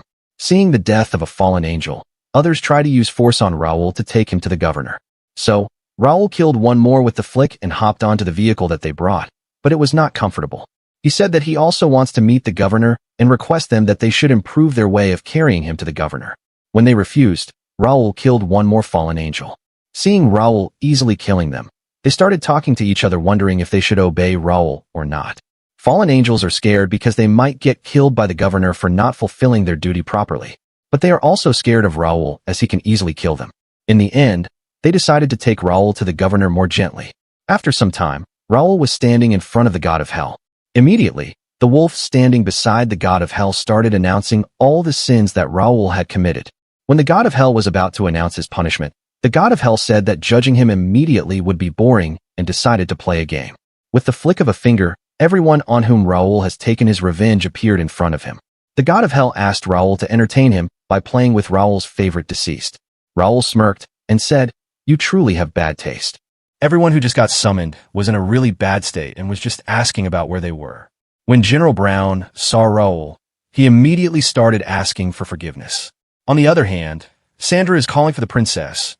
Rena, who was a scientist, is about to throw up by just remembering what Raul did to her. Lucas was just standing asking for help, saying that he can't endure this hell anymore. Raul didn't even remember this guy. Christiana was crying and asked Raul if he's the one who summoned them here. So, Raul points toward the god of hell and tells her that he's the one who did it. Immediately, Christiana started crying, asking the god of hell to save her. Hearing her, the god of hell said that he'll save her. When other people heard that, they immediately looked toward the god, wanting to get free from this place. God placed his hand on Christiana's face, and she turned into a stone. Now, she and her soul has been completely erased. She doesn't have to suffer in hell anymore. Learning that Christiana doesn't have to suffer anymore in hell, Luca also runs to the god of hell saying that he also wants to get free. The god of hell was about to free Lucas, but Raul stopped him saying that Lucas is his toy. He asked the god of hell to think again before taking any action against Raul's toy, because the consequences can be severe for the god. But God doesn't care. He puts it on Lucas's head saying that an insect like Raul will be able to do anything to him. He was so close to freeing Lucas, but at the last moment, Raul saved Lucas, teleporting him away from the god. Because Raul disobeyed God's law, he decided to play with Raul. He sent the dog to teach Raul a lesson, but Raul isn't scared. This isn't just a fight. If Raul takes long enough time, everyone on whom Raul has taken revenge will gradually turn into a stone and will disappear forever. Because of this, Lucas is happy because he will not have to suffer in hell, while General Brown still wants to get saved. With that, the dog launched its attack toward Raul, and Raul took the attack head-on without even trying to dodge it. As the fight went on, the dog wasn't able to do anything to Raul. Every time it attacked, Raul was easily able to survive it or dodge it. In the end, this dog was no match for Raul. He cut the dog into pieces without much effort. Because the fight ended early, no one is turned into stone. Seeing that the dog, god of hell's right-hand man, was so weak, Raul mocked him. He said that instead of this weak right-hand man, Cerberus, the guardian of Hell's Gate, would have been much better. He mocked God, saying if this weak dog is only the one he can control. Hearing that, the god decided to play another game. He took out an item which only the god of hell can use. This is a divine item which has the power to ascertain a human soul's depravity dwells within it. The crystal reflects the color of one's soul, and their place of execution is determined from that. And the judgment that Raul will receive will appear in his mind. The god of hell told that no one has ever survived the terror of this divine item. The next moment, Raul was standing in a different place. His mother was in front of him, but when he walked toward her asking her why she's in a place like this, he got attacked by a monster from behind. With just one attack, Raul got really injured and was about unable to move. In front of him, a monster grabbed his mother and split her into two pieces. When Raul tried to move, the monster ate him, but he didn't die. The next moment, he was standing at the same place, but this time, young soldiers were standing in front of him. Raul was trapped in a cage, unable to move, and in front of him, all the young soldiers died one by one. Like this, he went through many horrible experiences. After certain scenes, everything started again. Now again his mother is standing in front of him. All of this is happening in his mind. His real body is still in front of the god of hell, and it doesn't look in good condition. It is clear that Raul is going through horrible experiences in his mind. Seeing that, the god of hell laughs, saying that he's still a human at the end of the day and will feel emotions. Right then, Raul started laughing. He looked toward the god of hell while laughing, saying that he was just acting all this time. Raul stood up, stretching his body. He was in completely fine condition. Because the god of hell didn't realize Raul was acting, he started mocking him, saying that a god wasn't even able to tell he was just acting. This made God really angry, and this time, he personally got up from his seat to punish Raul. The final performance begins now. The god of hell is so large that he's holding a big platform with his hand like it's just a plate. The rules of final performance are simple. If Raul was able to save all of his toys, he'll win, but even if he lost one of them, he'll lose. Immediately when the game started, the god of hell threw a very strong punch at them. But before the punch landed, Raul teleported all of them to different places. I just noticed that Princess Victoria isn't in these people, which means she's still not dead and getting eaten by insects till this day. Anyway, now Raul has teleported everyone to a different place, and everyone has a shield around them which will protect them. But Raul didn't teleport Lucas away, because Lucas wants to die by the hands of God, so Raul has to pay attention to him. After a while, God was able to find Sandra. She was still trying to find Princess Victoria. So, God summoned a fake Princess Victoria in front of her. Immediately, Sandra knelt down, paying respect to the princess. Victoria calls Sandra toward her, and Sadra is about to go there. But before she could, Raul saw her. He summoned one more Princess Victoria behind her. Victoria that God summoned was really polite, but the princess that Raul created is filled with anger and arrogance. She shouted from behind, calling for Sandra. Now, Sandra is stuck between two Victorias. After a while, she chose angry Victoria and went toward her. It turns out that Sandra likes getting punished by Victoria, so she went toward angry Victoria. Victoria gave her a sword, and she killed Victoria, created by the god. Now that Sandra has been saved, the god of hell decided to find someone else. He moved around and found General Brown. He used his giant finger and attacked him. With just some attacks, Brown was about to die. Right then, Rene arrived in front of Raoul holding a chemical. She said that she has brought that plan that Raoul has prepared. She threw that drug toward General Brown and asked him to drink it. After he drank that, he turned into a skeleton. The god of hell didn't care. He thought that one undead would not be able to do anything to him. But for some reason, this undead was really strong and threw the god of hell on the ground with just one attack. Because of this, he got really angry and went berserk. He attacked left and right randomly to kill the undead, but was able to dodge all of his attacks. Seeing the scene, Raoul decided to end the performance. The god of hell was really angry. He decided to destroy this hell and create a new one. But the god was really shocked seeing that he's unable to destroy the hell. It turns out that Raoul has put a barrier around the hell, because of which God wasn't able to destroy it. He got even more angry and started attacking randomly. So, Raoul himself jumped into a fight against the god. Meanwhile, the goddess of love has completed the mission that Raoul gave her. She has successfully retrieved the weapon to kill gods. After 3 days of fighting, Raoul is completely fine, but the god is in a really bad state. Now that Raoul has won the game and even defeated the god of hell, he decides to negotiate with him. For winning the game, Raoul will get the divine item that God used on him previously. For the negotiations, Raoul wanted to use that crystal on Earth and send all the sinners on Earth to hell within 1 month. Because only God of hell can activate the powers of the crystal, Raoul asked him to lend him his powers. To complete the deal, Raoul summoned a table, pen, and a contract. He asked the god of hell to take the seat and they'll sign the contract. After the deal was done, Raoul got the powers of God of hell for 1 month. But Raoul didn't stop there. He read one line from the contract, which is that if one of the parties who signed the contract will die, the other party will get everything that is in the contract forever. Which means if God of hell died, Raoul will have his powers forever. Then, Raoul shows the god of hell the scene when the 12 gods hold the meeting to discuss if they should save Raoul the hero or not. Even though most of the gods voted no, the god of hell didn't stop just after voting no. He said many bad things about Raoul, like he's an insect who's not worthy of being saved by the gods and blah blah. In the end, the gods decided not to save Raoul. Raoul told the god of hell, sitting in front of him, that he's just the lowest one in his targets of revenge. He attacked the god of hell first, just because he wanted to make the preparations to deal with the next targets. Even though the god of hell was really scared, he has somewhat relieved that a human will not be able to kill him because he's a god. Right at that moment, the goddess of love arrived there holding a scythe. She gave that scythe to Raoul, and with this scythe he'll be able to kill gods. Raoul uses the weapon and cuts down a horn of the god of hell. He didn't immediately kill him and asked him to bring back Christiana. After bringing her back, Raoul summoned all of the fallen angels in front of the god of hell. He brought all of them to humiliate the god. He asked the god of hell to say this in front of everyone. I am a dog with its tail between its legs that is even more cowardly than an insect who lost to a human being. I was ridiculed as an insect. These are 2 lines that God of Hell has to say in front of everyone, which is really humiliating. But he had no other choice, so he knelt down like a dog and said those lines. After he said that, Raoul decided to hold a wager. He asked all the fallen angels to clap if they thought Raoul would win. Seeing that Raoul is holding a god-killer weapon, and the god of hell is in a really pathetic state, all the fallen angels clapped. Then he asked them to clap if they think God of hell will win, but no one clapped.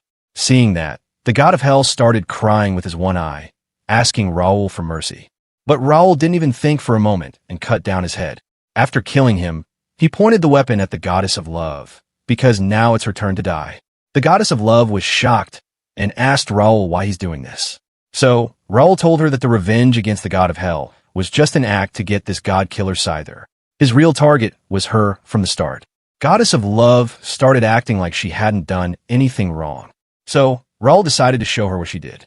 While Raoul was locked in the cell, the princess often visited him and talked to him. One day when she came to him, she started playing with Raoul's body. She grabbed Raoul and had fun. But Raoul wasn't having fun, he was just feeling pain. When the princess was about to leave, she acted like she did nothing. It turns out that the one who did wrong with Raoul wasn't Princess Victoria, but the goddess of love. She possessed Victoria's body and had fun with Raoul.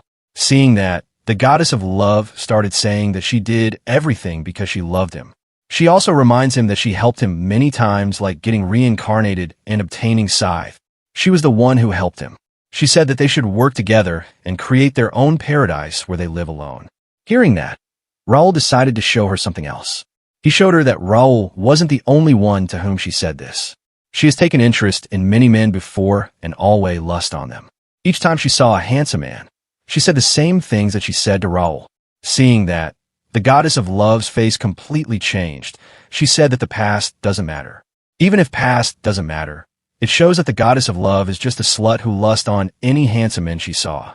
So, she's the biggest culprit. She's the biggest reason why Raoul suffers this much. Meaning her punishment will also be very bad. So to start the punishment, Raoul summoned a big and really ugly ogre. The next moment, the goddess of love, Raoul, and that ogre arrived at the same cell where Raoul was locked up and abused by the goddess of love. Without saying anything, Raoul tore out the goddess of love's heart and left the place. Now, she and the ugly ogre is alone in the cell. The ogre immediately started playing with the goddess, saying that he never got to have fun with such a beautiful lady. After reaching the climax once, the goddess thought that she'll be able to rest now, but ogre reminded her that ogres can go 100 times without breaking a sweat. After doing hundreds of times, the goddess was on the brink of dying. Right then, the ogre took the half-dead goddess and crushed her in his hands. Ogre did this because he doesn't want his wife to know that he had fun with another woman. After that, Raoul returned back to hell in front of tens of thousands of fallen angels. They started calling Raoul their new god. Raoul didn't stop in the hell for longer. He asked the fallen angels to build new and more dangerous executing grounds, and ordered the fallen angel to throw all his previous victims there. With that, Raoul left the hell. At the royal capital, we see that everything is burning and getting destroyed. 2 months have passed since Raoul concealed his whereabouts. In the royal capital, the masses divided into 2 groups, the king's faction and the Raoul faith. The conflicts between them were exceedingly fierce. King's faction wants to follow the king, but Raoul faction says that Raoul is the only man they can trust. Fights are going on between these 2 factions. Many people have died, even kids aren't spared. At the same time, we see a girl, who is really injured, come to an old man asking to make an urgent report to the founder. But the old man refuses, saying that the founder is in the midst of prayer, so they can't disturb him at this moment. These 2 are from Raoul's faction. This girl reports that District 7 has destroyed by the people of the king's faction. She said that if they didn't take measures immediately, there would be grave damage. Hearing that, the old man decided to turn to the founder for judgment. When the old man went to meet the founder, an unknown person asked him to not disturb the founder because he's in the middle of prayer. Then, old man told this person that there's an emergency. The person decided to listen to him, but also told him that prayer will not stop. Surprisingly, this unknown person is the mother of Victoria's fiancé, and the so-called founder, who is praying, is none other than Victoria's fiancé, named Emile. He is crying and praying to not some god or saint. He's praying to Raoul. He begged Raoul to forgive their sins and save them. Meanwhile, Emile's mother is hearing the reports from the old man. He told her that Molotov cocktails are being thrown into District 7 and are causing casualties. The old man is scared that if this goes on, all of the people in District 7 might die. Hearing that, Emile's mother asked him if he forgot the original creed of the Raoul faith. Raoul's faction's belief is that if they strictly beg for Raoul's forgiveness, they'll be saved. She said that their founder has never once ordered the use of military force. She asked the old man if that did not imply that District 7 started the war without the orders and are now getting punished. The old man understood that and agreed with her. But he told her that those people started the war with the future of Raoul's faction in mind. Listening to him, Emile's mother thought that belligerent believers were a nuisance.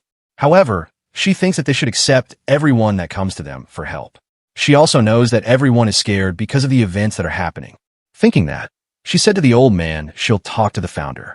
When she entered and saw her son praying, she started crying, thinking that as long as Emile is alive, she's perfectly content.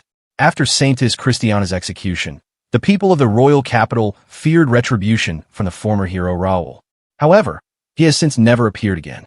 Because of this, everyone started getting relieved, thinking that he's dead. But the relief, everything was fleeting. Now, a different calamity has struck the royal capital. The royal capital district fell victim to catastrophic torrential rain that hasn't ever been seen for centuries, and all the crops approaching the harvest season have been wiped out. The rivers overflowed, and around half of the town areas were devastated by avalanches. When the rain stopped, new infectious diseases broke out from the bacteria the polluted water left behind. In the blink of an eye, those infections spread all over. The infected would be inflamed all over their bodies, and they would be struck with violent itches. That condition would last up to 5 days long, and many died as a result. At one point, some people began whispering a rumor. Couldn't these endless calamities have been by a curse from Raoul? And the people's terror towards Raoul increased further. Ultimately, people began to beg for mercy. People looked for Emile and gave him the position of founder. From then, they began to freely flaunt Raoul's name, taking actions while calling themselves believers of Raoul. The people moved around, and whenever they saw someone suffering even a little, they said that these people didn't have enough faith in Raoul. Then, they punished those people and forced them to beg for mercy from Raoul and pray to him. The people who are in the king's faction get really angry whenever they hear news of Raoul's faction punishing innocent people. From then on, the king's faction thought of killing everyone in Raoul's faction. They think that Raoul is dead, and when everyone who has faith in him will die, everything will turn back to normal. In the present, a guy came to Emile and told him that people of the king's faction are attacking their people. He said that Raoul's believers are all defenseless, so they should supply them with some weapons as soon as possible. He also informs them they have already secured a distribution channel. Like this, everyone in Raoul's faction got a weapon. Losing their lives from these calamities without any means to do anything, the people have long sought a target to direct their anger for such irrational circumstances. The people who deny Raoul's existence and hope for the reconstruction of the country by the king's faction. The people who believe the calamities are due to a curse by Raoul and beg for his mercy are offering their repentance and prayers, the Raoul faith. The populace divided into these two parties, and battles unfolded in the royal capital's town areas with armed might from both sides, which is not turning the royal capital into a battlefield. At the same time, Hollerbach Kingdom, Demon Army Stronghold, Lamia Fortress. A guy named Cyril came to meet civil official Damien. Damien asked Cyril about the kingdom of Kurz.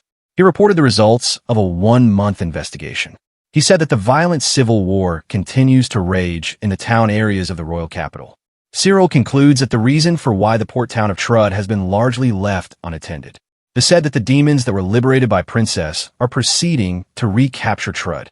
This is one of a kind opportunity for them, according to Cyril. He said that this happened because of the princess's successful emancipation of the slaves. Cyril said that this is the best time for them to regain their freedom from Kurz. After reporting everything, he asked Damien if the condition of the princess improved. Damien answered with no. He said that she spends the entire day on her bed, blankly staring out of the window. The only survivor who inherited the blood of the Demon King, being a direct descendant, Princess Theodora. She was born to a human mother and the former Demon King. The princess was raised in secret outside of the castle, and Cyril and Damien have always been watching over her bodyguards. In addition, when the princess turned 14 years of age, her elder sister of another mother, the ruler of the demons, took care of the princess who no longer had any other relatives after her parents died. Theodora's existence was only known to a very small entourage within the Demon King's castle.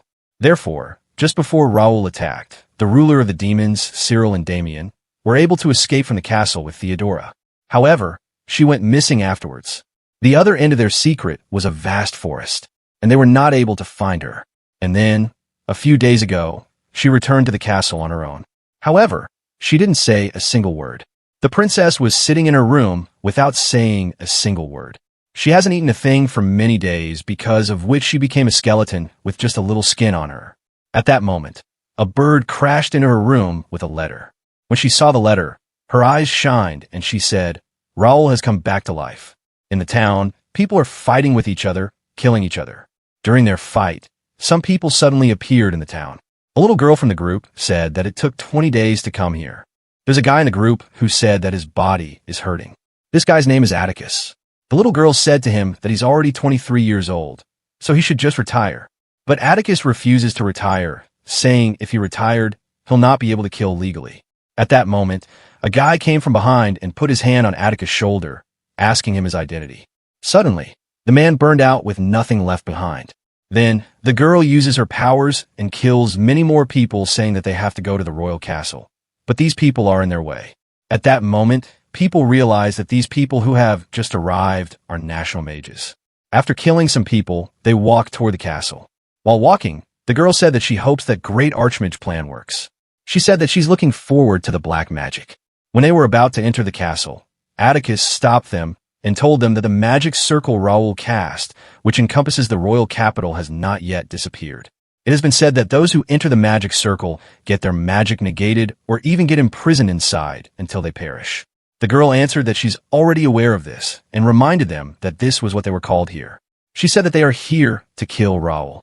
She asked him if he's trying to escape. She told him that if he ran away, he would be deprived of his qualification, which is not a joke. She laughed maniacally, saying that now they're national mages. They can push around seniors who are decades older than them and make nobles prostrate before them. She said that being a national hero is extraordinary. She will never part with this qualification for the rest of her life. Hearing that, Atticus said that this is the reason she's so young. He told them that they were never involved with Raoul both directly or indirectly, which means they are not the target of his revenge. But the king's situation is different. He will definitely get slain by Raoul. While he was still talking, another man on the ground named Calab cut him into many pieces.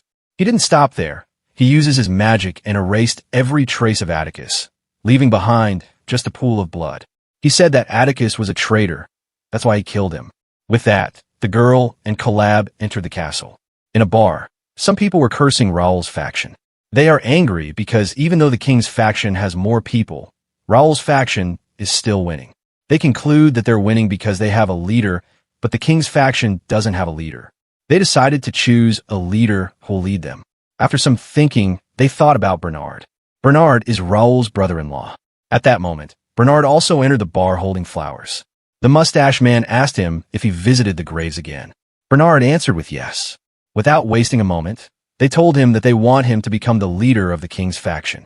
Bernard talks about how Raoul took everything from him, and in the end, Bernard said that he needed some time to consider it. In front of the people, Bernard was acting like a shy and innocent guy who never committed any sin. But when he went home, he showed his true colors. He said that he has to burn these clothes that he's wearing because those people who were sitting so close to him made them dirty. He cursed all those people and said that he'll never become a king of those filthy people. The next day, 2 national mages came to Bernard's house. They're here to give him a chance to take revenge on Raoul. But to do that, he has to sacrifice himself. He asked them how many are willing to sacrifice themselves to kill Raoul. Sabah answered that for now, no one is willing to cooperate. Sabah said that he can't believe that no one is willing to sacrifice themselves to kill Raoul. Bernard thought that these people's skills are definitely higher than Wendell. He thought that he doesn't care if Raoul dies or lives. It's more significant for him to enjoy this relaxing life by taking the position of a victim. However, he thinks that it wouldn't be so bad to become a hero who killed Raoul. He thinks that it would allow him to enjoy his life even more relaxing and luxurious than now. He may be able to take advantage of these 2 now. He made a sad face and told them that he would like to witness Raoul's death with his own eyes. Therefore, he can't sacrifice himself. So, he said that he has an alternative proposal. While crying, he said that he was forced to loathe Raoul for involving his wife and children. If it would avenge them, he said that he would not hesitate to offer his life. He said that he's sure the other victims share the same sentiment as him. Hearing that, Sabah reminds him that he already told him other victims refused to offer their lives. Bernard answered that their response is only natural. Suddenly intruding on someone's house is one thing, and that a modest attitude is no good either. He told them that it's not an attitude that someone seeking help should have. A victim would only perceive that as they too try to take advantage of their emotional pain. Bernard said that he's a victim himself, so he should be able to negotiate with other victims properly and make them sacrifice their lives to kill Raoul. Hearing all that, 2 mages decided to leave after telling him to prepare. They'll pick him up tomorrow to negotiate with other victims. Like this, Bernard can easily refuse to become the leader of the king's faction. And working with national mages will bring him more benefit than being a leader of a faction that is not even legal. In the town, while people were killing each other, Raoul suddenly appeared in the crowd. At first, people didn't notice him because Raul was also shouting at them like an innocent boy. But after they look at him properly, they realize that Raul is back. Suddenly, the people of Raul's faction knelt down and started praying. Raul was shocked and asked them why they're acting like this. So they explained everything to him. When the king's faction saw Raul, they started shouting, calling him an imposter. Raul asked them to listen to what he had to say first, but both factions started fighting without looking at him. In the middle of a forest, a family was sitting. They ran away in the forest, far away from both Raul's faction and King faction. At that moment, people of Raul's faction appeared there. Without saying anything, they killed the whole family except the girl. They violated her and started torturing her. In the town, because no one was listening to Raul, he summoned all the fallen angels from hell. Then, Raul changed his clothes to that of a judge and said that from this moment onward, he'll judge everyone here. And those who deserve to go to hell will be sent there immediately. People of Raul's faction thought that Raul is only going to judge the people of King's faction, which made them really happy. But Raul destroys their happiness, saying that he'll judge every single soul here. No one is an exception. So this time, the lead actors are all of these people. Then, he ordered all the angels to bring everyone to him and arrange them in line. When Raul checked the soul of the first guy, he saw that this guy was the one who threw a rock at him when he was getting executed. This guy was the only one who was enjoying the show the most. After checking his whole life, the orb that Raul was using turned completely black. This means this guy deserves to go to hell. Immediately, Raul announces the result, and the fallen angel threw this guy in hell. In the forest where the girl was getting tortured by the people of Raul's faction, an angel arrived there and took the guy away to Raul. Next, another fallen angel came there. It first healed the girl and then took her away to Raul. After a while, the people who deserved to go to hell were all sent to hell. Not a single one of them died painlessly. They felt immense pain before dying and going to hell. In the end, only these people are left. They were the one whose souls aren't depraved enough to go to hell. A few days later, those who enjoyed Raul's execution that day, as well as those judged to have corrupt souls, were all sent to hell by the fallen angels. Those who didn't fall under those conditions were split into two groups and kept on standby within fenced areas that were prepared beforehand. The first fenced area consists of those who were not at the execution ground that day, and the second area consists of those who were at the execution ground that day, but did not possess souls corrupt enough to warrant immediately being sent to hell. Raul was standing in front of the people. First, he said to the fallen angels that their work is done and they can leave now.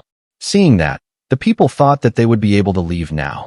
Then, he looked toward the people in the second fenced area and decided to give them a wonderful present. Raul flicked his finger and a very beautiful town appeared in front of them. The town wasn't empty. There were handsome men and beautiful ladies ready to welcome people. As the people entered the store, beautiful ladies started seducing men and handsome men started seducing town's ladies. The kids ran around and got many good toys to play with. Raul told the people that starting today, they can freely live here. They can have anything they wish without needing to work. It is practically paradise. After all the people entered the luxurious town and started wandering around, Raul took out the item to judge their souls again. At the same time, Auerbach Castle, underground shelter. All the national mages were gathered, trying to cast some high-level magic. The old man started the first step thinking, finally, the time has come. The use of taboo black magic, which he has always dreamed of. It is finally coming true now. He had always dreamed of this even before he became a national mage. This relentless pursuit born from his desire to master sorcery. From the depths of his heart, he was mesmerized by black magic which had been restricted to use for centuries. However, His Majesty, the kind, wouldn't bestow him the right to use it that easily. That is, until Raul appeared. Because of him, he got permission to perform this black magic to take down Raul. He first sacrificed a dog in the altar, and then asked national mages to keep pouring their mana into the altar. After a moment, he called a person named Gracie. The person was shaking, unable to say anything. A national mage reminds her that she chose to come and offer her life in order to seek revenge for her younger brother. She said that he's right. She's here for the sake of her younger brother, Lucas. On a random day, Gracie was standing in front of the mirror, saying that Lucas will come back today, and she'll give him plenty of healing. She wore a beautiful dress and walked toward Lucas's room to welcome. But when she entered, she saw someone else holding Lucas in his hand. Raoul saw her and said, nice to meet you. I hope I am not intruding. In Lucas' mouth, there were a lot of gold coins. His mouth was completely filled and was also bleeding, but Raoul didn't stop. He kept on putting more gold coins in his mouth. Gracie asked him what he's doing to Lucas. Raoul answered that he's just exacting his revenge. Lucas massacred Raoul's fellow soldiers and assisted Rena with her human experiments, just to satisfy his own greed. Lucas seemed to value money far more than life after all. Therefore, Raoul is now giving him all the money he could ever wish for. Then, Raoul asked her if they should now check how much he has inside of him. As he said that, Lucas' whole upper body exploded and gold coins scattered everywhere. Raoul was really impressed to see how many coins Lucas had inside of him. With that, Raoul left the place after saying goodbye to her. In the present, she is ready to offer her life for revenge. She shouted that Lucas was just doing his job. According to her, Lucas didn't do anything wrong by killing Raoul's friends and soldiers. She said that he was just doing her job. With that, she was also brought to the altar. A mage held her at the place with magic, and then, the old mage put the knife on her neck. Then, he slowly started slicing through her neck. Immediately, she started shouting, asking them to let her go. She never thought that she would have to go through this much pain. Other people who came here to offer their lives saw the scene and got really horrified. They immediately tried to leave the place, but a mage girl stopped them. She told them that they can't leave now. They have already agreed to offer their lives. It turns out that these people thought that they would not die. Some of them started crying, saying they wanted to leave. Right then, a knight pushed open the door with the bang. The knight told the mages that the king was waiting. A mage reminds the knight that they have already explained that the ritual will take time. He asked the knife named Blackham to leave the place with his troops. Blackham heard that and told them to stop giving excuses. He grabbed one of the sacrifices and asked the mages why the ingredients were wandering around. He asked them to quickly finish the ritual and also told them that he's not as forgiving as the previous general. At that moment, a mage told Blackham that 100 hours is necessary for a soul reversal. It is not something that can somehow succeed by rushing. Hearing that, Blackham said that seeing how the ingredients are running around, they will most likely not be able to complete the ritual in time. People heard the word ingredients and started asking if they were referring to them as ingredients. They asked them what they think human life is. They said that they'll cut their own tongue instead of getting sacrificed in the altar. At that moment, someone teleported there. This person is Bernard. He asked everyone to calm down and take a deep breath. Bernard asked everyone to look into his eyes. It's obvious that he's casting magic on them. Everyone quickly calmed down because of that. Bernard introduced himself as that brother-in-law of hero Raoul. The people know Bernard, and they also know his wife and child were slaughtered. Bernard quickly made a sad face and said that he too had come here bearing hatred for his wife and children being slaughtered. Suddenly, a guy remembered that only one whose blood is shared with someone killed by Raoul may become a collaborator, which means Bernard isn't qualified as his blood isn't shared with his murdered wife. Bernard heard that and made a gloomy face. He said that because he's not qualified, he had this child, a distant relative of his wife's, collaborate instead. He said that this child is still quite young and thus is accompanying him as an attendant. Suddenly, he started crying, saying he also wanted to offer his life for this. But no matter how much he wished for it, it would not come true. All because of that one condition, shared blood. Then, he smiled and told people that they can still do more for their loved ones, so they should do it. Hearing that, all the people decided to offer their lives for their loved ones. The next moment, the horrifying ritual started again. The painful shouting of people didn't stop even for a moment. One died, the next came to the altar, and as the people died, strange creatures were being born. Bernard saw the scene and thought that these bloody sacrifices and mages ought to thank him. The condition of blood relation is made up by Renard. These are people who can't build the will to put their lives online while they believe other substitutes are available, after all. So he brought them all here with this false condition that gives collaborators a sense of privilege. He wondered if these mages can't kill Raoul without resorting to something this grandiose. And it was bloody mandated by that so-called general. He thought that the matter of sacrifices was wholly entrusted to him as well, so he never expected this to look so troublesome. It angers him to feel like he's being used by them, but he'll get them to raise his compensation handsomely for what he's contributed. Meanwhile, the people were enjoying their lives at the paradise that Raoul materialized. Slowly, the people of the second fences area indulged in their greed. A fatty was enjoying with handsome men. Young ones were drinking alcohol and eating meat, while the kids were playing.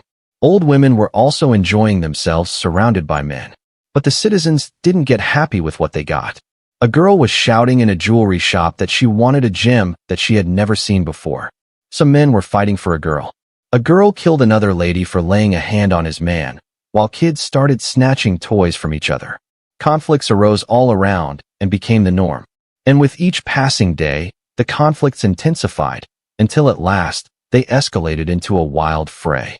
The people started fighting against each other. They blamed Raoul for not giving paradise for themselves.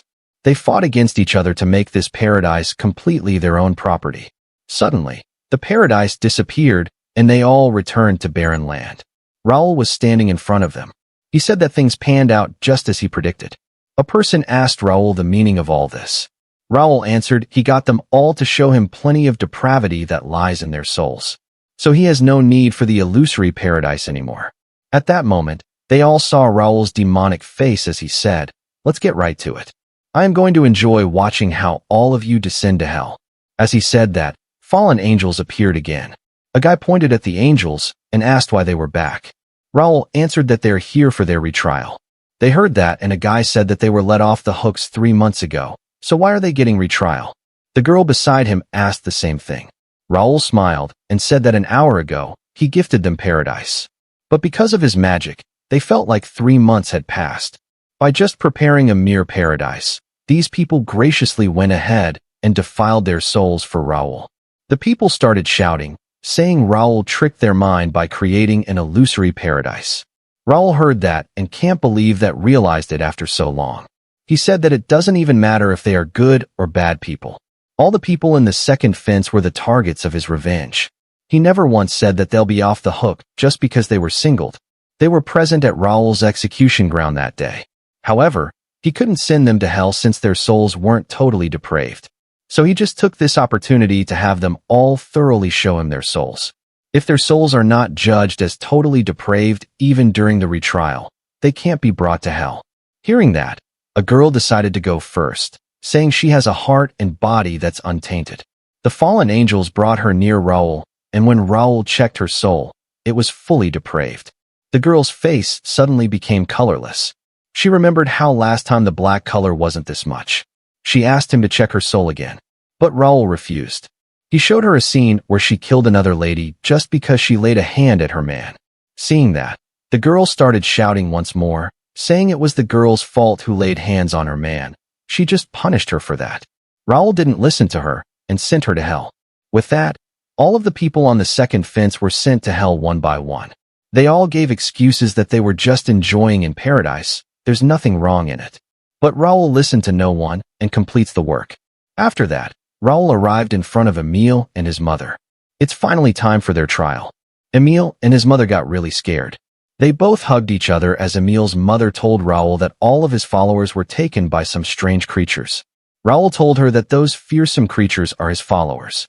Saying that, he moved forward and touched Emile's head to check his soul. Emile's mother ran to protect her son, but Raoul pushed her away. After the soul check was complete, we see that Emile's soul color is completely white, meaning he's completely pure, not even a little black. Raoul smiled seeing that, and then checked Emile's mother's soul. Her color was also the same. She's also a good person. Before Raoul could say anything, Emile's mother stood in front of Emile and said to Raoul to take her with him, but leave her son alone. She said that he can do anything with her. Raoul heard that and asked her even if her body is severed alive and she writhed in intolerable pain. She answered yes. She said that Emile is a truly innocent child. He dreads cruelty above all else, and is never pleased by the misfortune of another. He has absolutely never tried to bring about the misfortune of another. Hearing that, Raoul smiled and asked both of them to follow him somewhere. Outside the building, all the people from the first fence were standing. Raoul used his magic and summoned a big flying ship to take these people somewhere. Raoul is going to use this ship to take everyone here to true paradise. He boarded everyone on the ship using his magic, and then 1 hour later, they reached Flying Islands. Raoul said to them that this true paradise was prepared just for them. He made the islands really large to avoid discomfort. They passed by many places and Raoul explained them to the people one by one. First is the east bank of this island. To the north is an inlet where anyone can fish. To the south are vast fields.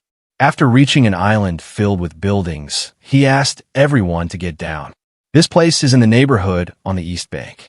He tells them that they'll be living here from now and can choose any house they like.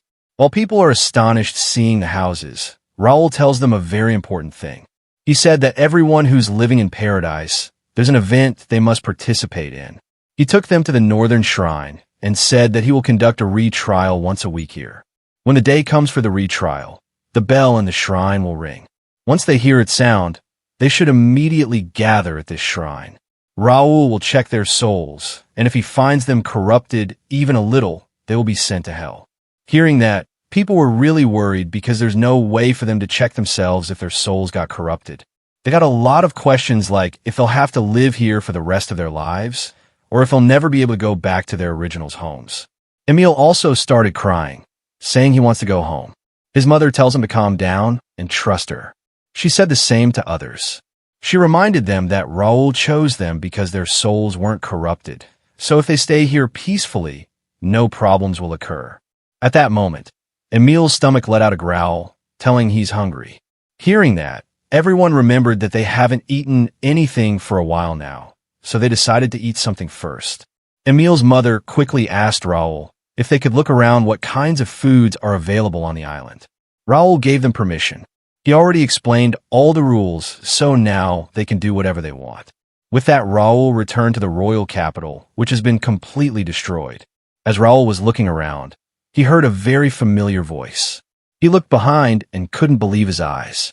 His sister, who's supposed to be dead, is standing in front of him. While Raoul was shocked, she ran and hugged him, saying she wanted to see him. Raoul quickly used his magic if the one standing in front of him is real or not. And she was real. And as they both greeted each other, houses in Raoul's town people also appeared. After meeting with the people of town, Raoul reached his house where his mom was waiting for him. His mom was really happy after seeing him and started crying. Like that, Raoul started living here. A few days have passed since he reunited with his family and the young soldiers. The entire morning is spent on training the young soldiers, and the afternoon is when he heads out with everybody to procure food. And that mostly covers the whole day. After training hard, Raoul's sister and mother prepare food for everyone. While Raoul was enjoying the time of his life, national mages arrived in the royal capital. After traveling for a while, they reached the center of the city where Raoul is surrounded by zombies. It turns out that Raoul was under the illusion this whole time. Because he has spent many days like this, his condition is really bad. His skin is dry, and he is looking really weak because he hadn't eaten anything for some days now. The old mage was really happy seeing his black magic working. After sacrificing so many people, he created these creatures. National Mage's plan was to wear out Raoul and then kill him easily, and their plan seems to have worked. At that moment, they decided to kill Raoul using their spell. A girl mage takes on the job of finishing him off. She hit Raoul with a really powerful fire spell. All the other mages quickly covered themselves with barriers to not get caught in the attack. After a while, the flames were still burning Raoul, but mages were shocked because nothing happened to him. They assumed that Raoul cast a really powerful defensive spell around him before he lost his senses. The girl mage was really angry because her magic just got blocked by someone who's on the verge of dying. She decided to use her spell again, but in full power this time. As she was about to cast, her teammate stopped her, saying they should just wait for him to die. 2 days later, Raoul was still alive. 3 days, 6 days, time passed quickly, but Raoul didn't die. Even after 10 days, Raoul was still alive. Seeing that, the mages were shocked and started thinking why he's not dying. The fire mage girl couldn't hold any longer and wanted to use her magic, but others stopped her because they know that magic will not work on him. While they were thinking of another way to kill him, Raoul started laughing. He smiled with his weak body and said to them that they're way too slow to notice. He asked them why they overlooked the fact that he looked exactly the same for 7 days straight. He said that he had to hold back his laughter many times.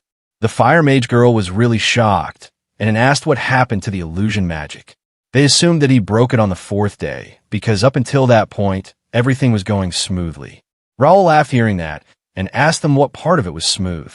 The girl tells him that he was getting weaker for the first 3 days. At that moment, Raoul snapped his fingers and returned completely healthy. He said that he was the same this whole time. The ones under the illusion were they themselves, all along.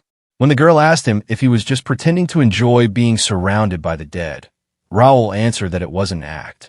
He was really happy seeing the face he loves after a long time.